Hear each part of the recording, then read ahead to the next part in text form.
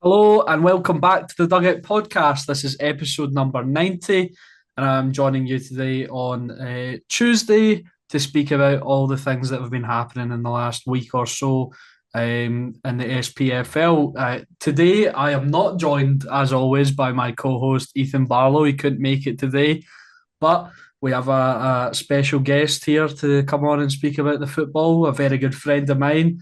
Ryan Niven, host of Pitch and Patter. He's doing a lot of live streams on TikTok, so make sure to go and check that out. They can be entertaining, but I'll be honest, Ryan, sometimes they can be really boring. But it's good to see you, mate. How are you doing?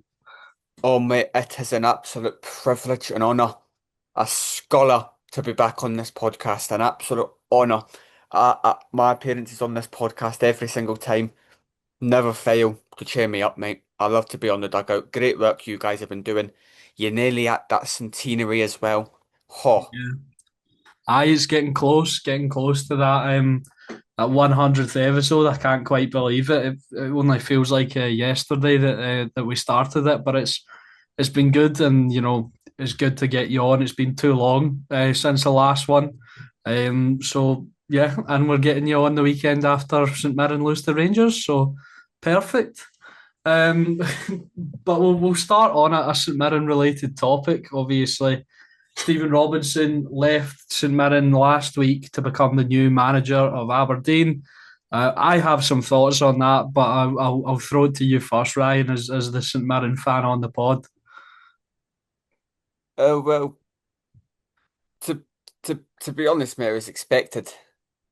It was expected. I find it funny, Aberdeen with all this money, all this recruitment process have took 3 months to find somebody in the same league as them. Um, but for me, it was coming. Um, is the timing ideal? Not really. We've just hit a semi-final. We're in a relegation basement battle. Um, but look, is done. He's done all he can really. He's won a cup. He's won the cup. Is it was always going to leave in a better time. So the fact he's left now, obviously, it is a bit of a bad timing, but he's earned the crack at a so-called bigger job. And he leaves with my best wishes. But hopefully, Agent Robbo can drop a few points at Aberdeen and we can start picking some up. Mm. I maybe. I thought it was strange from him. I don't know what the jump in wages is, but I just thought it was an odd time to leave. Because Aberdeen, although their position in the table is more favourable, I they're just as bad as St Mirren at the moment, in my opinion. And yeah, I just thought it was strange. Like you said, he's in a semi final. Why not stay and try and keep St Mirren up, get the cup double? Then there'll be definitely people looking at you if you did win that and kept St Mirren up. So I thought it was strange. Obviously, the club itself, St Mirren, didn't really have anything. Um, yeah, they could do. The clause was triggered, and Aberdeen were allowed to negotiate with them, speak to them. So that's fair enough on St Mirren's part.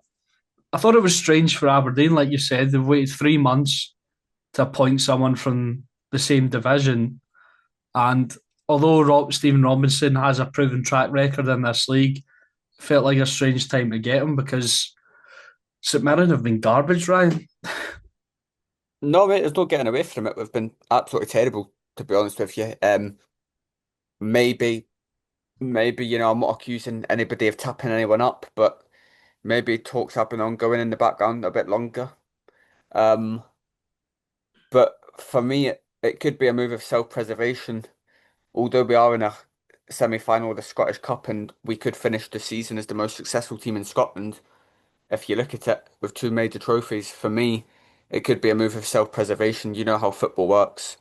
A relegation, no one's really going to be after you. And the way we're playing domestically in the league, a relegation's a real possibility. So that probably factors into a bit to the move.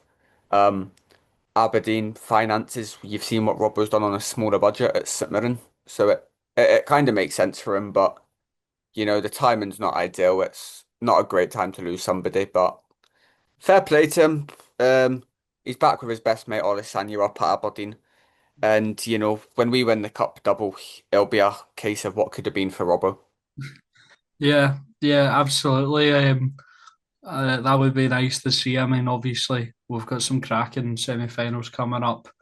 St Mirren rematching Celtic at Hampden, and obviously a bit of a derby on the other side of things with Dunfermline and Falkirk. So it'll be interesting to see who comes away with the Scottish Cup this season.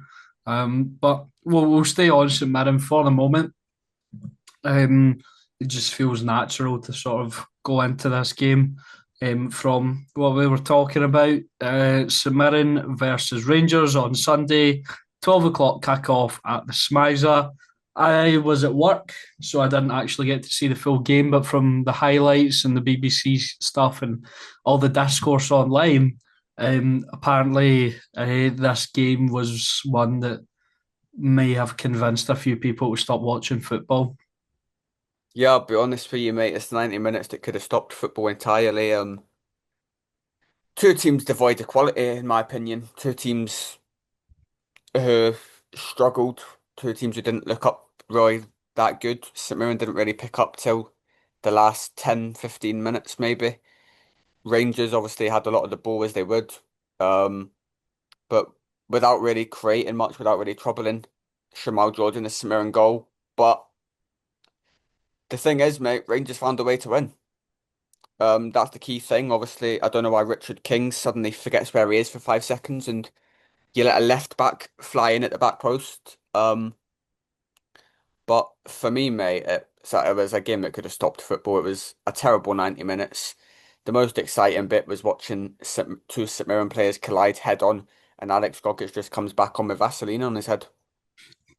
Yeah, he's further cementing his reputation as a bit of a hard man in Scottish football. But um, yeah, definitely from what you said there, two teams without quality. I think Rangers, that has been an ongoing theme in the Rangers front line for a while now. Against Celtic last week, they had all of the ball.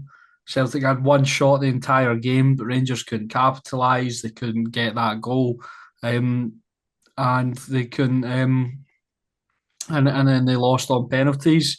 The week before against Celtic, obviously they collapsed in the second half, and then against Livingston they drew two each as well. So I think there's two sides to this. Obviously, I think the lack of quality in the attacking areas is still quite concerning for Rangers, and if they are to win this league title, it could, that could be the deciding factor in whether they win it or not. However, like you did say, Ryan, they found a way to win, and that's not something they've done for the past 3 weeks. No, absolutely, mate. Obviously, Scottish Cup game against Celtic, all of the ball, most of the shots on goal. Celtic had one shot on goal. Then World War Three kicked off after penalties. Um, that was to be honest with you, mate. That was the most entertaining part of the game. Not that we condone those scenes at football. Um, the week before, two up against Celtic and they've chucked it. Um, Livingston 2-0 down against the team who haven't won since the second game week of the season. Um, so I think it'll give Rangers players a lot of confidence, to be honest with you, winning it in Paisley. Obviously, we've been on a bad run of form, but Paisley's still a tough place to go. And at this stage of the season, you just sometimes that's what you need. You need to find a way to win. Rangers have only lost two league games this season, both of them at Hearts. So for me, I would stick Rangers as favourites for the title because if they So, can if they can get that find a way to win mentality and they can start finding a way to win, they will win the league title because in my opinion, it is three very, very poor teams going for a league title. yeah, I don't know about that, Ryan. I think the draws are killing us. 12 draws in the league this season is, absolutely, it's mad. It's absolutely mad. And I can see us getting a few more in that and then the running we've got. I mean, obviously the split fixtures haven't been announced yet, but Rangers still need to go back to Parkhead. They still need to go back to Tynecastle. Um, they and then I think the rest might be home games. after that, which isn't the worst. But having those two away games and the post-split fixtures is really, really, really, really difficult. Your two main title challengers. I'd agree as well. Definitely three very poor teams going for the league title this season, and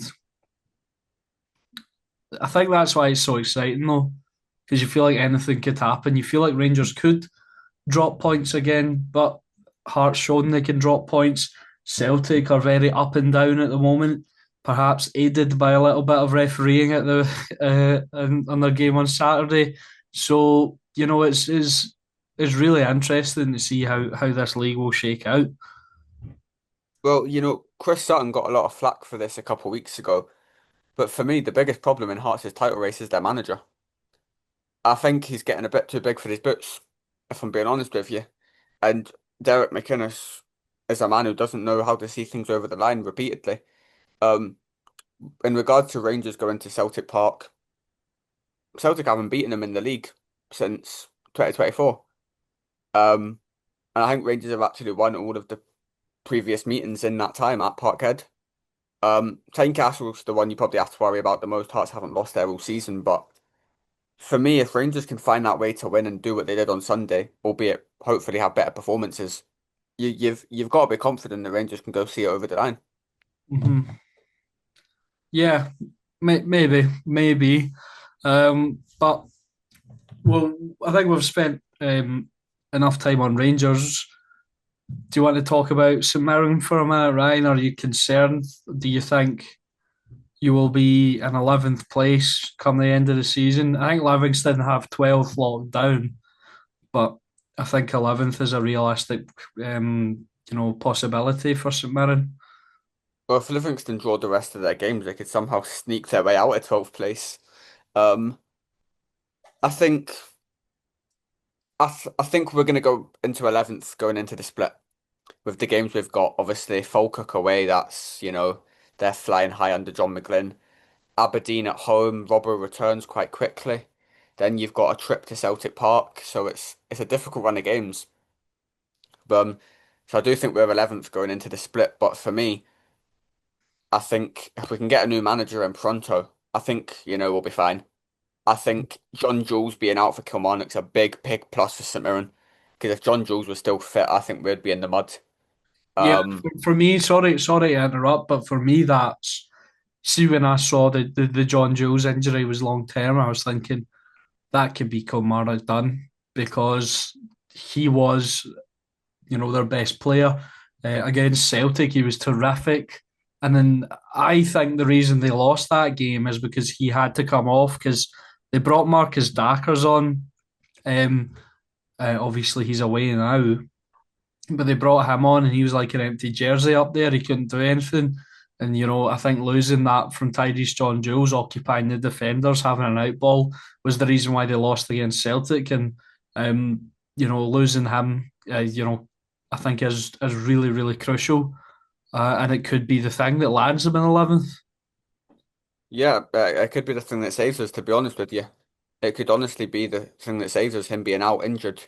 Because I think our strikers are starting to find the back of the net, albeit they didn't do it on Sunday, but I think the strikers are linking up well.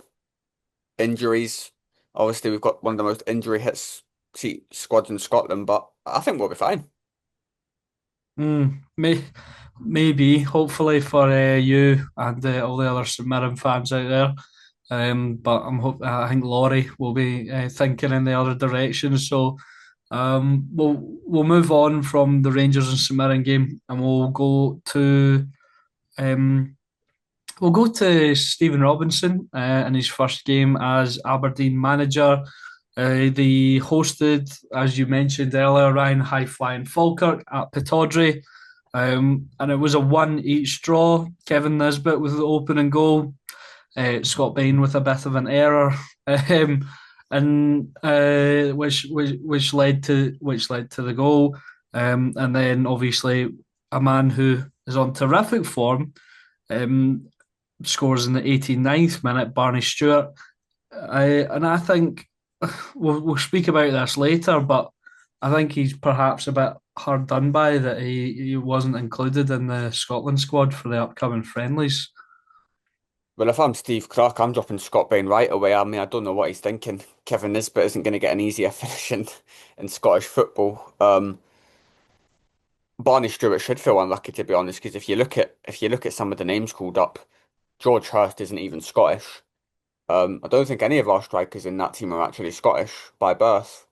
And you've got a Scottish talent not being selected. I'm surprised to see Kieran Bowie left out as well. But look, it's a good point. It's a good point for Aberdeen. They've been in a bit of a free fall. Obviously, papped out the cup by Dunfermline a week ago. Um, so it's a good point. You can build on a point against Falkirk, and a point against Falkirk is actually quite good, regardless of the fact that you're at home. It is very good because they have been a very consistent team this season. Yeah, no, definitely. Um, I mean, Falkirk are one that has, I think, has surprised everyone. I mean, they could be on for a Scottish Cup. Imagine if they get top six and win a Scottish Cup the first season back in the Premiership. I mean, John McGlynn will win Manager of the Year for the third year in a row.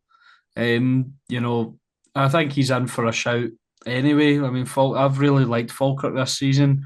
They've kind of and they've got a good young core. I think they've kind of been with loan players and their own talent as well. Um, there's kind of been a few emerging players this season that I've really enjoyed watching. Um, Another one is Philip Lisa. I think he's been terrific every time I've seen him. Ben Brogio has looked good since coming in the January window. I mean, they've recruited really really well, and I think that's something that perhaps I was a bit concerned about for Falkirk at the start of the season. I didn't think they'd done enough, but they strengthened after they strengthened in the January window, and yeah, it looks like they've got top six locked up because I can't see Dundee United catching them. I know it's not possible, is it? Well, it is kind of possible, I suppose, but not really. It's still within distance. But they would need to Falkirk would need to lose their last three games, and Dundee United would need to win their last three games and have a 10 goal swing, which I don't see happening. So yeah, Falkirk have sixth locked up, and I feel like they could even push for fifth in the post split fixtures. No, absolutely. Unbelievable recruitment from Falkirk. In January, they knew what they needed. They went out and got it. They could win a Scottish Cup. John McGlynn's worked wonders at them. Um, there's not much you can say about Falkirk. They just defied all odds. I mean, League One 2 seasons ago to now top six in the Premiership and potentially a Scottish Cup final. It's unbelievable for them. Um, fair play. Fair play to them. They've run about their business well. They've run about their business quietly. They've done the job. And top six, I have them catching Hibs, to be honest with you. I'm not gonna lie. I have them catching Hibs. And if it is Celtic who lift the Scottish Cup, which nobody really wants, apart from all the Celtic fans, then they'll be in European football. Yeah, yeah, that would be fantastic to see European football coming to the Falkirk Stadium. I mean, I've got a bit of a soft spot. I've been there a few times for um, Trust Trophy finals, Challenge Cup finals. It's not being held there anymore. I think it's at Fir Hill actually this season, but it's a nice stadium um, and yeah, I think it would be really really good to have them in Europe. It'd just be great to see more. I like having more of a variety of Scottish teams doing well, and it's just good to see. You mentioned there you backed them to take over Hibs and move into that fifth place position, and I would tend to agree. And Hibs obviously drew 0-0 with Livingston at Easter Road, 75% possession, 2.09 expected goals, 22 shots in total, only five on target though from the Ivies. Seems like a good backs to the wall performance from Livingston, but Hibs probably really should have got the win here. Absolutely, mate. I mean, you saw it, to be fair. at the Set Fair Arena when Rangers came to town. Livingston know how to do back to the Wolves defending. Um, they might have ended up conceding 2 goals in that game, but they know how to do back to the Wolves defending. Um, Hibs, without Kieran Bowie, I think they're struggling up top. I think they're really struggling up top, and I think David Gray's coming to the end of his tenure, to be honest with you, because they're not looking good at all. Do you think David Gray's coming to the end of his tenure as Hibs manager? I'm cutting ties with him in the summer if I'm in that Hibs boardroom. I don't think he's done very well at all this season. He's not built on last season at all. To finish third to then go into fifth, whilst two of the top teams in Scotland have been, let's not mince our words, they've been absolutely dog meat.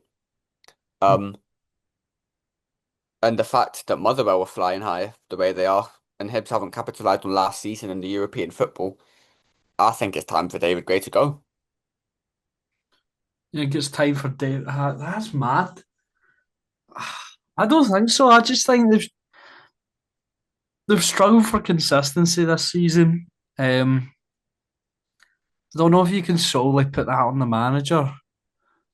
Uh, Plus, as well, do you not think this is Hibs' ceiling?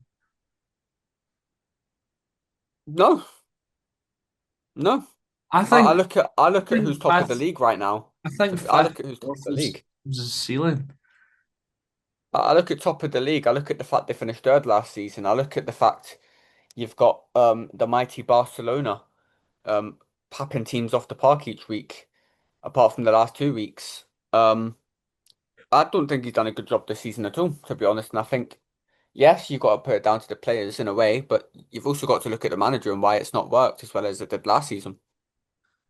Mm, In a considerably weaker league, by the way, given the fact two of the top teams in the country have been absolutely mincemeat the majority of the season.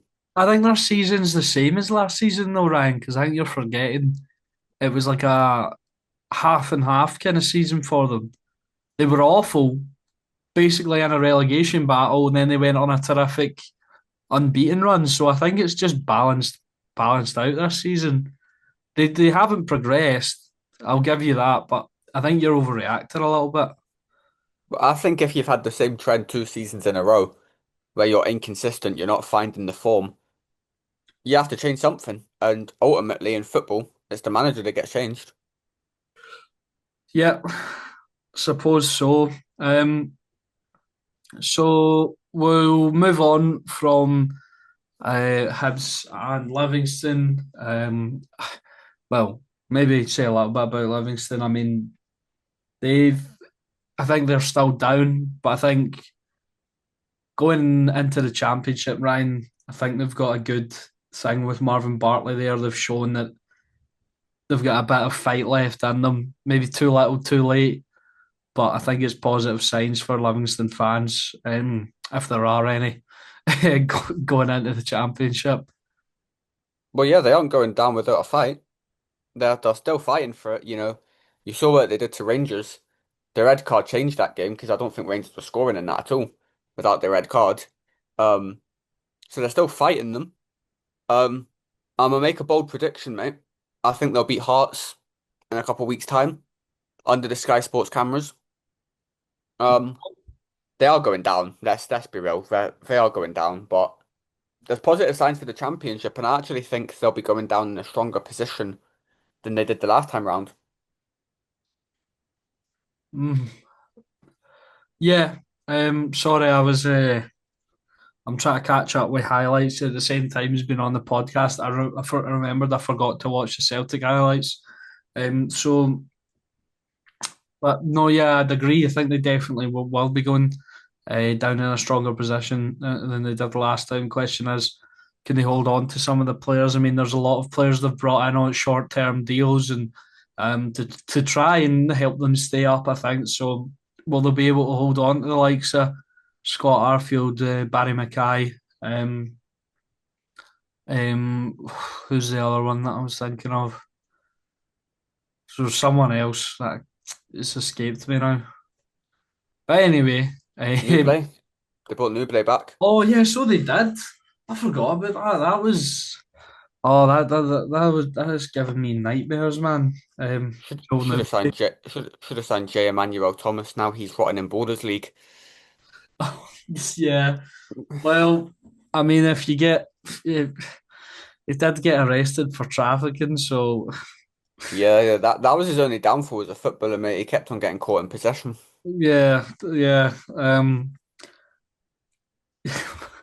But I feel like this podcast has gone a bit off the rails here. But aye, it would be interesting. I mean, Livy have had some interesting strikers over the years, haven't they? You've got the Jet, you've got Joel Newbley. Remember, I'm going to butcher the name. Was it Dolly Menga? Dolly Menga. Yeah, I remember him scoring against Rangers a couple of times.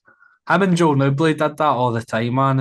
I remember one time at Ibrox, Joel Newbley just basically held up the ball against the entire Rangers defence for 90 minutes.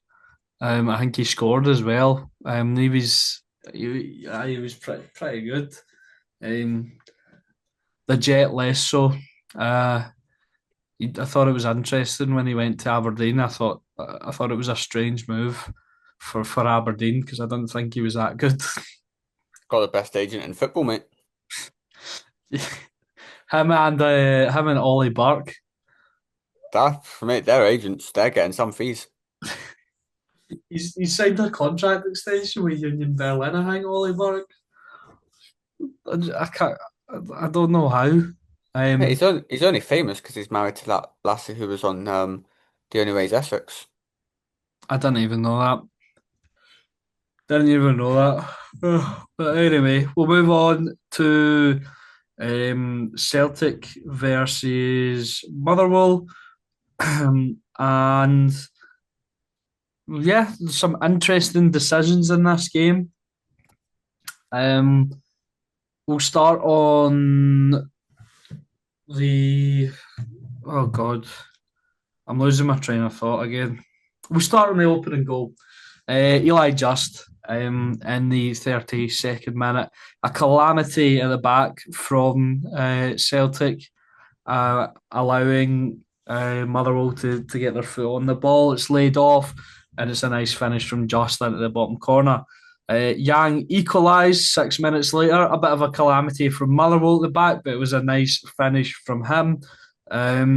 But then, just in the second half, Alex Oxlade-Chamberlain made a challenge on, I believe it was Emmanuel Longelo. He'd already been booked earlier in the game. This one looked really, really late. Ryan, I don't know if you know what I'm referring to, but if you do, should the Ox have been shown red after this challenge for a second yellow? Should have been off the park, mate. Should have been off the park. Should have been shown his marching orders.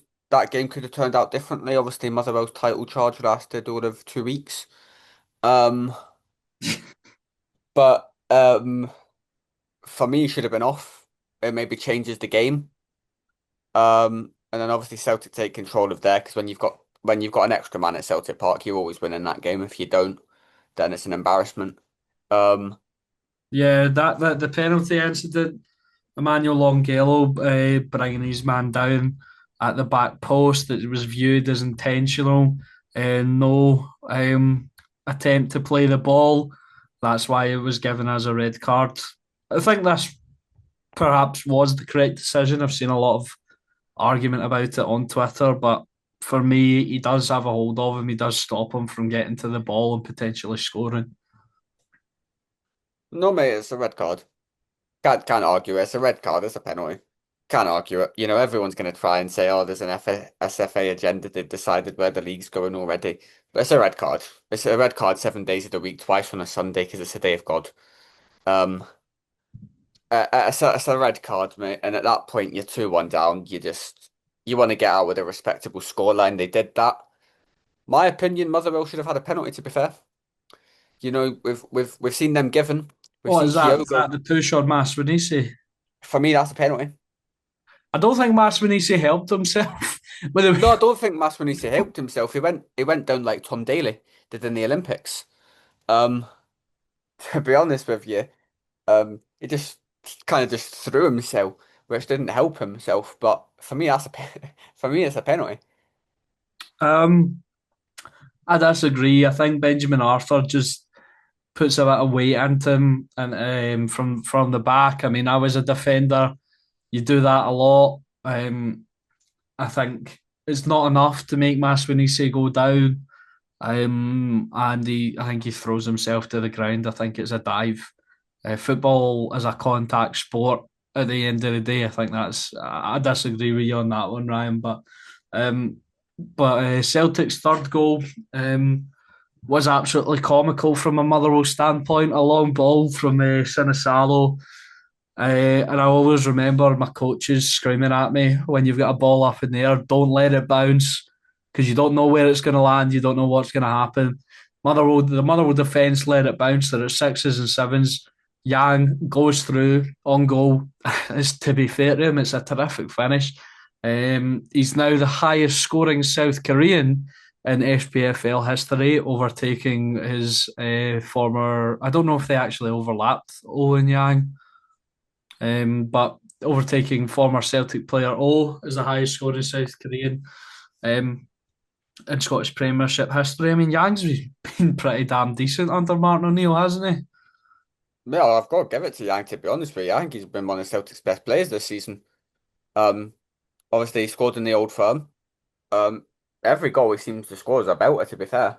Despite some defensive mistakes, he just seems to score belters. Obviously, he was going to be away in the summer. Celtic blocked that move because Celtic did what they always do in the transfer window and kept on offering a box of Freddos and £1.50 for players. Um, so he stayed, and to be fair to him, good luck Jota getting back in that side. Yeah. Well, I think news came out that Jota and Carter Vickers could be out until after the summer. So I'm not sure how verified that is, but it could be tough for them. Excuse me. But aye, a good win for Celtic. I mean, it proved to be really, really important as later on in the evening, Hearts were playing and they lost to the mighty Killie. I bet you, Ryan, you were raging to see that, but Laurie was absolutely buzzing, and the mighty Killie got the 1-0 win over the league leaders, the Jambos, meaning that Rangers are within 3 points, Celtic are within 2 points. And I, from what I saw, fully deserved from Killie. A nice sort of opening goal from him, from Michael Shinning Larson. And they could have had more. And my overarching point is on the overall state of play of the game, how the game went. I think Kelly were deserved winners. However, I think Hearts were denied a penalty. Claudio Braga tripped up in the box. He stays on his feet and goes for the ball, and the penalty is not given. And for me, Ryan, this is why you see players throwing themselves to the ground like Masvinisi did. Because if you stay on your feet, even if you're fouled, you won't get rewarded for it. No, absolutely. I mean, it shouldn't be a rule like that he has to go down for the penalty. It's a penalty every day of the week. But in my opinion, you could see from the opening 20 minutes, Killie were going to win that game. Um, Three of Hearts' defeats have came against ninth, 10th and 11th, which will not be a good look for Derek McInnes. Not a happy return to Rugby Park for him. Um, Fair play, Killie. Went out, did the job. I'll be honest, I found it funny. Um, Watching Hearts get beat. 4,000 of them. In that away stand. Did Sorry if there was a weird jump cut there. We had a slight technical issue. My laptop has been awful for the past few weeks. There's been many technical issues during the podcast recordings. And yeah, so the recording just stopped. And so Ryan was talking about Hearts and Kelly, so I'll throw it back over to him to speak about it. But yeah, apologies for the weird jump cut there if you're watching and it's taking you back a little bit. die, mate, as I was saying before we encountered technical issues. 4,000 Jam Tarts fans, the Gorgie boys singing about Barcelona, Lazio and Roma. They all hyped this game up all week. They said we've got 9 cup finals left. Believe was their message. and they go to a Killie side who just got beat 5-1 off a Falkirk and they didn't turn up at all. And for me, that's the story of Hearts this season. They've not turned up against the basement teams. And for me, that's what could lose them the league title. Because if you can't beat Killie, if you can't beat St Mirren, if you can't beat Aberdeen, you're in trouble. It's all well and good beating the teams at the top, but if you can't beat the teams in the bottom half of the table and you're losing points to them, come the end of the season, that could be massive. Yeah, absolutely.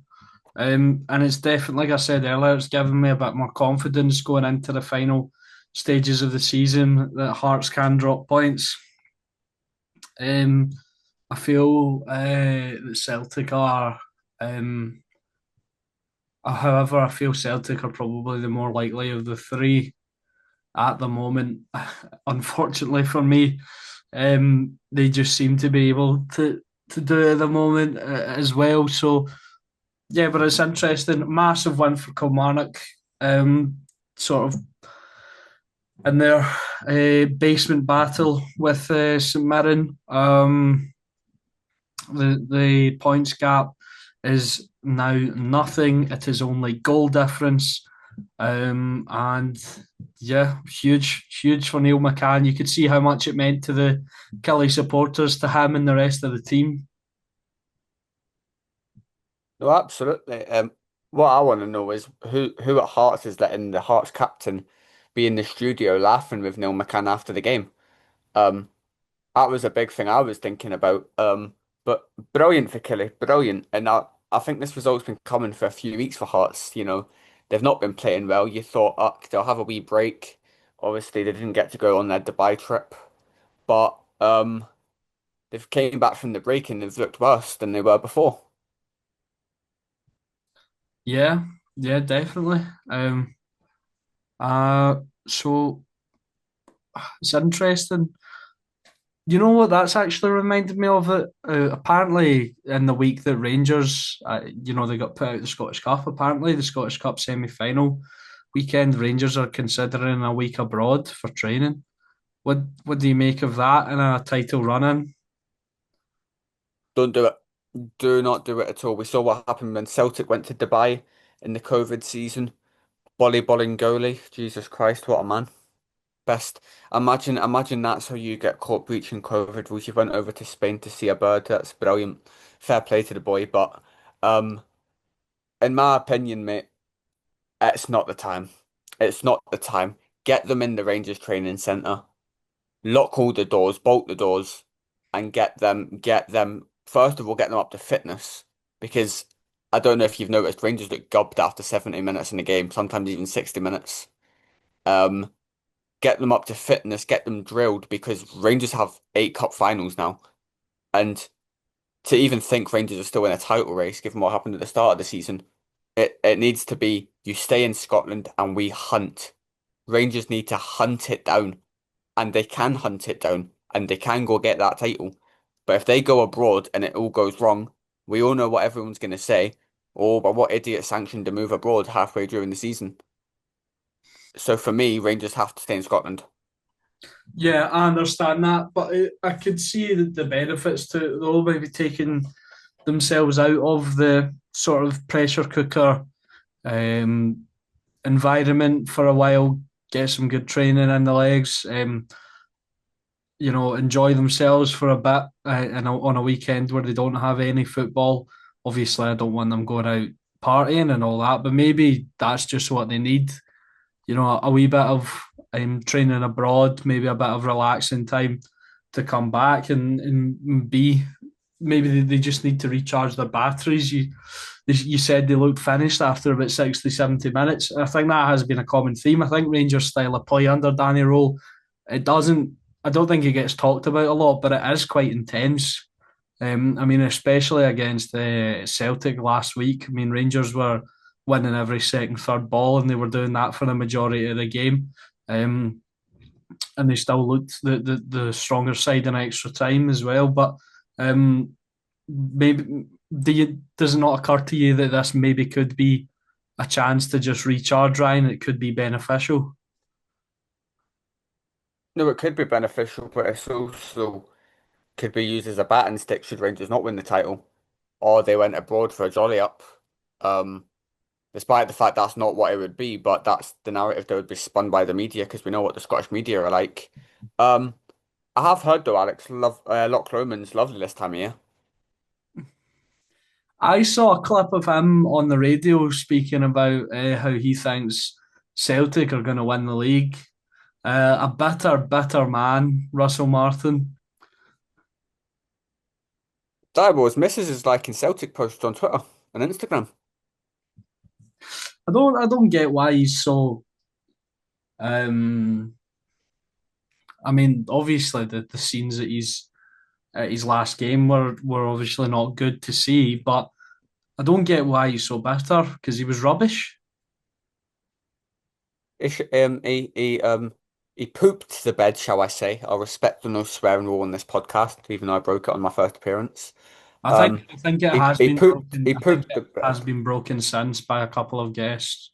Oh, I'm okay. Well, I've come round to the fact that I'm okay with most things except like f bombs and stuff like that. okay. Well, he's shat the bed. Um, no two Whoa! ways. No, no two ways about it. And he's trying to save face, but for some reason he's making it worse for himself. Yeah, definitely. And he's growing his hair out super long as well. Even longer than it was before. I don't think he's had a haircut since leaving Rangers. Uh, but yeah, what were we even talking about? Hearts and Killie. That went off on a bit of a tangent. We've got one more game to speak about from the weekend's action, and then we will discuss the Scotland squad because there's a couple of things I want to talk about in that game. But this was a bit mad. The Dundee derby over at Dens Park. Amar Fata gave Dundee United the lead through a penalty in the 50th minute. Lucas Stevenson then doubled their advantage in the 66th minute, and it looked like Dundee United were going to get a really important win over their rivals. Ashley Hayes scored what seemed to be a consolation in the 94th minute, but then a Ross Graham own goal gave Dundee the point. Big Elvis does it again. He's been on a decent wee run of games this season. Big Elvis, he keeps proving us wrong. Dundee 2, Dundee United 2 at the end at Dens Park. I think this is probably a better result for Dundee than it is for Dundee United, Ryan. Mate, smash and grab doesn't even cover it, by the way. Oh my goodness gracious. I have never seen a team under the cosh for 90 minutes, 2-0 down, heading into injury time, and they've came away with a point. I think the funniest thing was the steward um holding the ball boy off because he thought it was a pitch invader. Um, the jobby team do it again. You know, I think I speak for all of us when we said we thought Stephen Presley was the one to go first this season. He's proven everyone wrong. His recruitment seems to have been good. Um, and you know what? Fair play. Fair play. I think it suits Dundee a lot more than it suits Dundee United. Um, Dundee United can kiss goodbye to their top six hopes. I loved the wee jibe the Dundee admin took on X after the game. We've ruined their beautiful Sunday. Um, but yeah, you know what? Fair play. Dundee didn't give up, and I love the fact Simon Murray ran halfway across the pitch just to give it the old get it up keys to the Dundee United fans. Yeah, brilliant. He holds no love for them at all, does he? Against any team he's previously played for, he always goes. It seems he always goes the maddest whenever he scores against a team that he's played for in previous years. But I did see that video you were talking about the ball boy. It's quite funny. But my dad said there was a clip after of, um, he kind of got brought back in and he got like a pat on the back. So kind of to say sorry. But I suppose the police and the stewards are probably on edge after last week at Ibrox. So they just thought it was a pitch invader and went, right, you're out of here. They're not trying to take any chances. No, absolutely, and especially after the scenes last weekend when Jesus Christ it turned into World War Three on the pitch at Ibrox. But Dundee keep on defying the odds, and fair play to them. Fair play to them.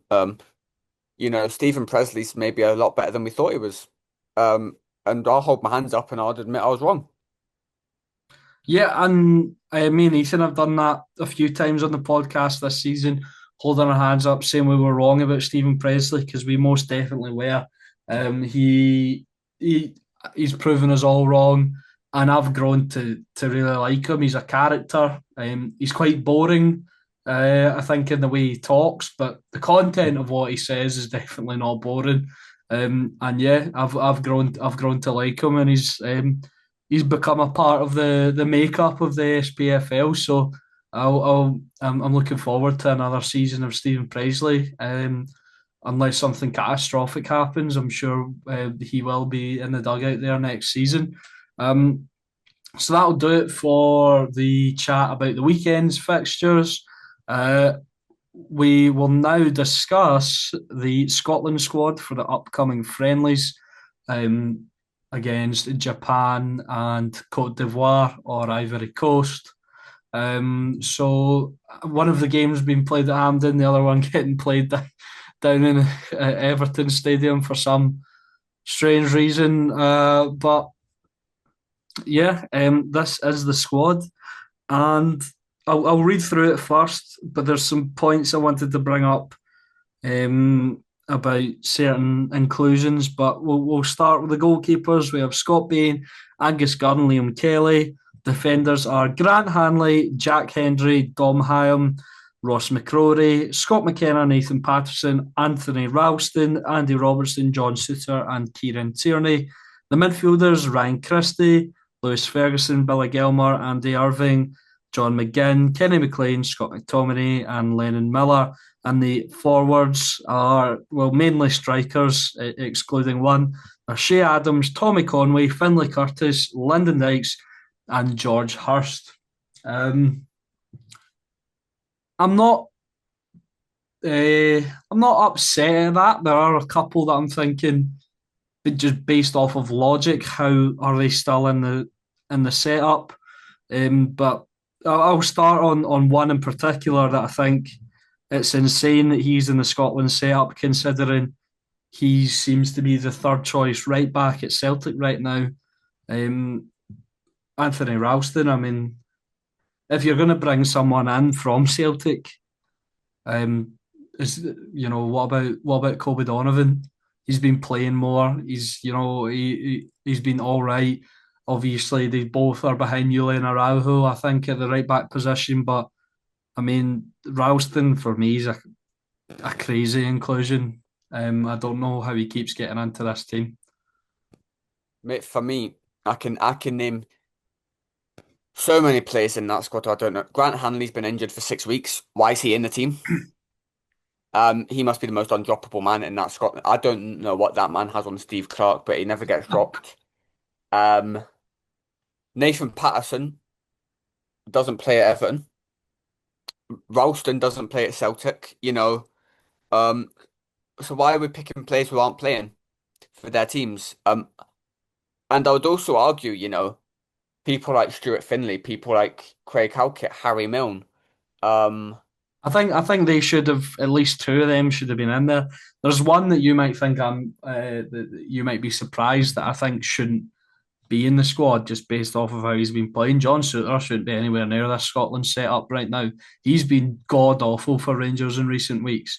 He's been so bad, Ryan. I'll tell you that the overall feeling from the Rangers support is that in this title run in, we want Emmanuel Fernandez's partner to be Nasser Giga. no, mate, absolutely. Suter got his 1 year contract, shut the bed 3 days later in Livingston. Um, at fault in the old firm. Um, as well. I don't think he should be in the squad. He's not been consistent. He's not played well. To be fair, Halkett, I would put in the same bracket. He's been awful as well. So I don't know why I mentioned him. Um, in the middle of the park, mate, instead of Andy Irvine, what's Elliot Watt got to do for a call up? One of the best, if not the best midfielder in Scotland this season, I in think my humble personal opinion. I think Elliot Watt you could definitely make a case for, but Andy Irving has been terrific out in the Czech Republic. I mean, the Sparta Prague fans absolutely love him. He's been incredible, and he's one that I'm not.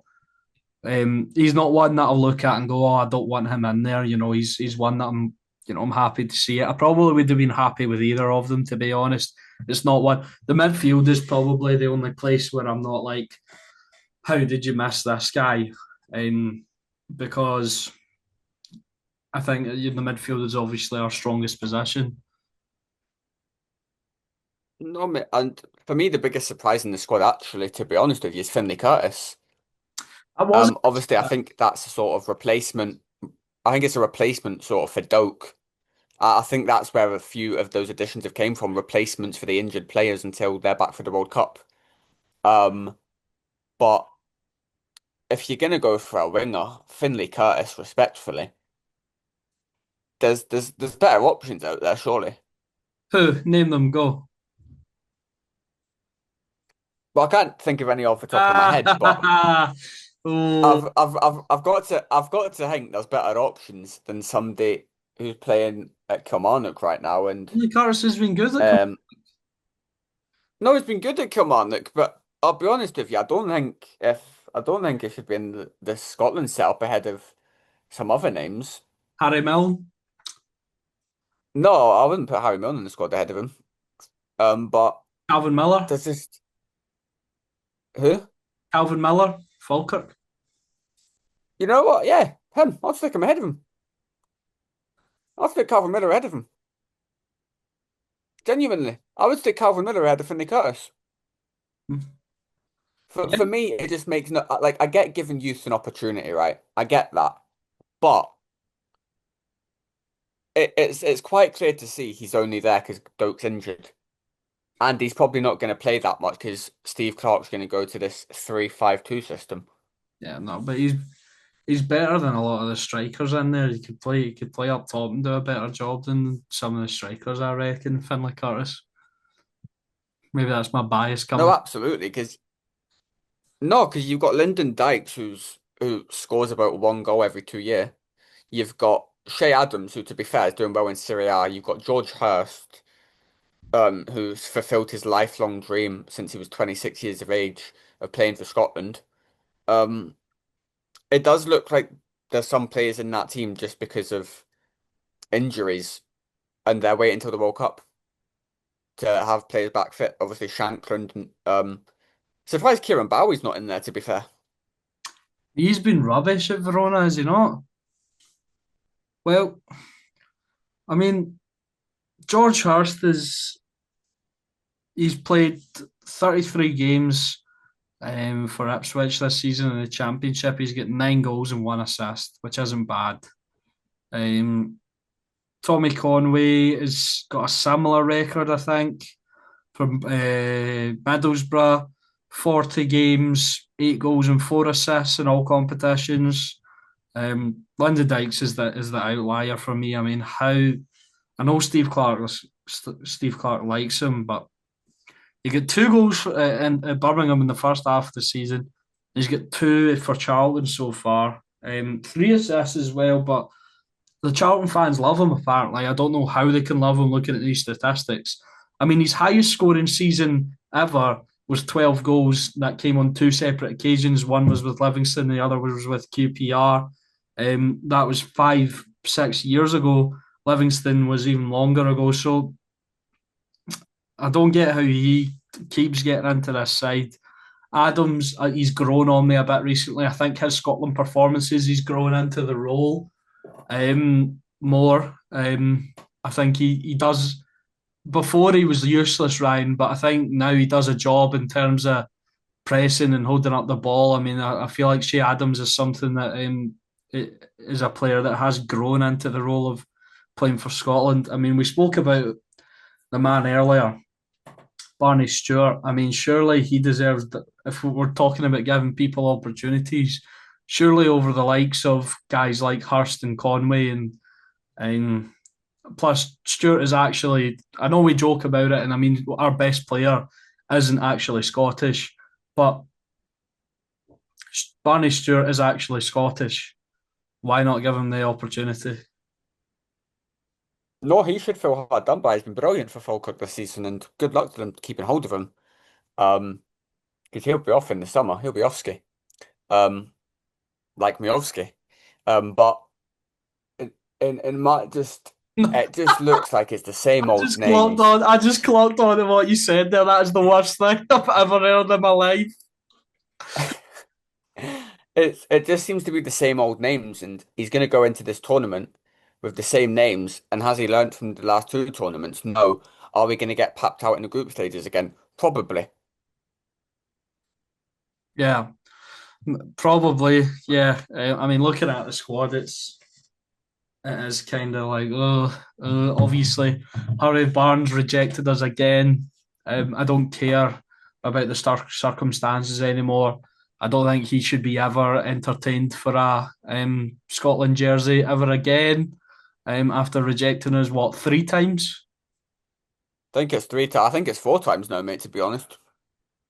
Yeah, he should never be given the chance ever again. I think.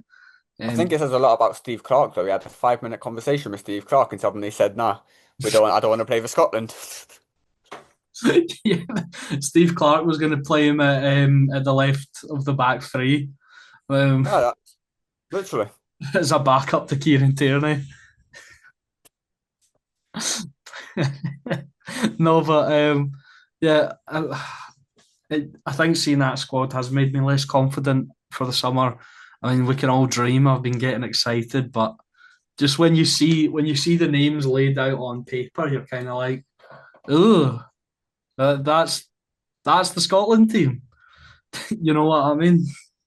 Mate, we're going to need the most clutch McTominay of all time to even get out of the group stages. Yeah, Ballon d'Or McTominay.